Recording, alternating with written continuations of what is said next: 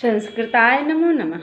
मम नाम रेणु झा, अंशकालिक सहायक प्राचार्य साहित्य विषये। अद्य शास्त्री प्रथमखण्डस्य छात्राणां शीर्षकः वर्तते महाकवि माघस्य जन्म संबंध। तो बच्चों ध्यान देना, आज मैं आपको समझा रही हूँ कि महाकवि माघ जो शिशुपाल वध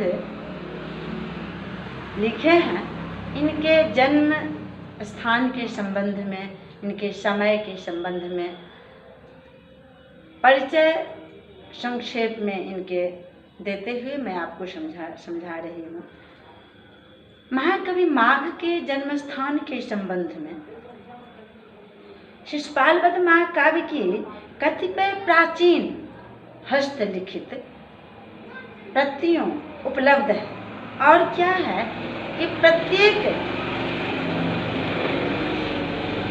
प्रतियों के अंतिम पुस्तिका में लगभग हर जगह लिखे हैं श्री भिन्न मालव बांतव्य दत्तक महावैयाकरणस्य माघस्य कृतो शिशुपाल वधे महाकाव्य, ऐसा लिखा हुआ मिलता है। तो स्थित अर्थात कहने का भाव है कि संभवतः इसी के आधार पर प्रभास चंद्र स्वरचित प्रभावक चरित में राजा सुप्रभदेव को उनका मंत्री बताया है। प्रभावक चरित अर्थात महाकवि माघ की जो रचना है, उनसे 6 साल बाद है ये ग्रंथ की रचना। तो संभव है उसी समय अभिन्न मालव को ही श्रीमाल कहने लगे हों। यह श्रीमाल नगर वर्तमान नगर गुजरात तथा राजस्थान की सीमा पर विराजमान है। इन दोनों राज्यों के श्रीमाली जाति के ब्राह्मण, अर्थात उस राज्य में श्रीमाली नाम के जात ब्राह्मण से बहुत सारे निवासी वहाँ निवास करते हैं। श्रीमाली जाति के ब्राह्मण निवास करते हैं। छोटे से पर्वत रैवतक, तो रैवतक पर्वत से इतना स्नेह है महाकवि माघ का, इतना स्नेह है, इतना ममतामयी, तो लगता है कि शायद हमारे लगता नहीं है भी शायद यही विद्वान मत के अनुसार कि उनका जन्म स्थान यही है। और वो कहाँ पड़ता है? तो गुजरात के श्रीमाल नगर ही। तो यही अनेक विद्वानों का मत है कि वो कहाँ के थे? तो श्रीमाल गुजरात में पड़ते हैं, श्रीमाल स्थित वही है। और फिर इनके पिता का नाम दत्तक, पर बहुत बड़े विद्वान थे। और पितामह का नाम था सुप्रभदेव, वो भी बहुत बड़े विद्वान थे, बहुत धनी आदमी।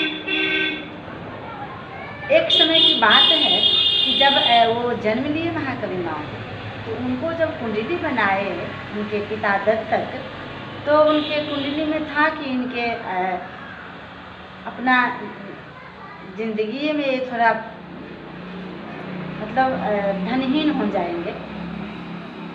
तो इस बात की चिंता लगी रहती थी दत्तक को। इनके पिता जो थे दत्तक, उन्होंने क्या किए कि बहुत सारे धन एक सोने के बर्तन में मिट्टी के तले जगह दबा दिए और अपने पुत्र से कह दिए।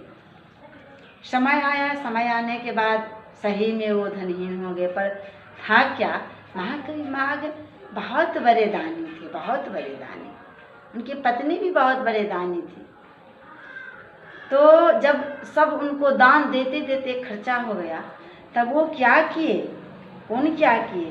तो महाकवि माघ अपने पत्नी को लिख करके दिए कि वन मपश्री श्रीमदम भोज षंडन त्यजति मुद मूलकः प्रीति मांस चक्रवाकः इत्यादि पद को लिखकर अपनी पत्नी को उसे लेकर के राजभवन में भेजा। ये पत्र पढ़ करके भोजराज बहुत खुश हुए और बहुत सारे धन भी दिए। वो लेकर के उनकी पत्नी आ रही थी रास्ते में। जब वो रास्ते में आ रही थी तो इतना बड़े याचकों का तांता लगा हुआ देखे कि वो वहीं से बांटना शुरू कर दिए। घर आते आते धन तो पूरा खर्च हो गया, पर तांता नहीं खत्म हुआ याचकों का, वो लगा ही रहा। जब घर गए तो बोले माघ, तो बोले कि धन तो बहुत रास दिए, पर इतना लंबा कतार था तांता याचकों का, हमने बांट दिए, फिर भी समाप्त नहीं हुआ याचकों का तांता, ऐसे लगा ही रहा। ये सुनकर महाकवि माघ बहुत दुखी हुए कि मेरे पास अब धन है नहीं और याचकों का तांता लगा हुआ है, तो दुख से प्राण छोड़ दिए। और जब प्राण छूट गए तो प्रातः काल सोने कौन, तो भोजराज वो आए, उनका दाह संस्कार किए। उनकी पत्नी भी उसी में सती हो गई और बहुत दुख जताए महाकवि भोजराज। वो बोले कि पता रहता तो और धन देते या कुछ ऐसे। और है क्या, तो महाकवि माघ का जो ये ग्रंथ है से बहुत एक क्लिष्ट रूपेण, बहुत उत्तम। क्लिष्ट मतलब कठोर कहने का मतलब कि ये जो ग्रंथ है महाकवि माघ का शिशुपाल वध महाकाव्य, ये थोड़ा बहुत वजनदार है।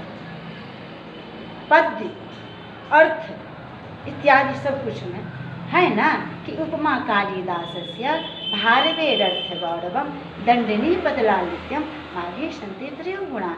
जिस तरह महाकवि माघ उपमा अलंकार से विख्यात हुए हैं, महाकवि भारवी अर्थ गौरव से विख्यात हुए हैं, और महाकवि दंडी पद के लालित्य से विख्यात हुए हैं, और महाकवि माघ 3 गुण से विख्यात होते हुए, 3 कौन कौन गुण, ओज प्रसाद माधुर्य, इस 3 गुण से विख्यात होते हुए वो सबों गुण से परिपूर्ण है महाकवि माघ। अर्थात जितना हम अभी चर्चा किए उपमा कालिदासस्य के संबंध में, वो सर्वगुण, वो सर्व विद्वता विद्यमान है महाकवि माघ में। इसीलिए महाकाव्य जो 5 है, रघुवंश महाकाव्य, कुमार संभवम महाकाव्य महाकवि कालिदास का, और शिशुपाल वध महाकाव्य महाकवि माघ का, किरातार्जुनीय महाकाव्य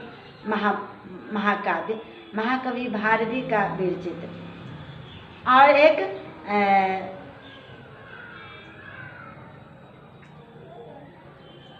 एक और है नैषधीय चरित्र। ये 5 जो महाकाव्य है उसमें एक नाम इस शिशुपाल वध महाकाव्य का भी नाम आता है। तो ये महाकाव्य सर्वरूपेण बहुत अलौकिक ढंग से इनका उद्धृत किए हैं महाकवि माघ। और खासियत ये रहा कि ये जो 20 सर्ग में लिखे हैं, ये पूरा एक से एक विलक्षण अर्थ को स्थापित किए हैं, और प्रत्येक सर्ग के अंत में, लगभग प्रत्येक सर्ग के अंत में आने वाली सर्ग की कथा की दुटप्पी जरूर अंत में छोड़ते हुए आगे बढ़ते हैं महाकवि माघ। और महाकवि माघ की सर्वोपरि ज्ञान में परिपूर्णता, ओजता, बहुत एक अनुपम कहना चाहिए, वो महाकवि माघ का जो जितना कीर्तिलता है वो महाकवि माघ का इसी शिशुपाल वध महाकाव्य पे आधारित है। अर्थात ये इतना सुंदर लिखे कि सर्वगुण पूर्ण संपूर्णता बताते हुए महाकवि माघ का ये उत्तम रचना है। एवं संस्कृताय नमो नमः।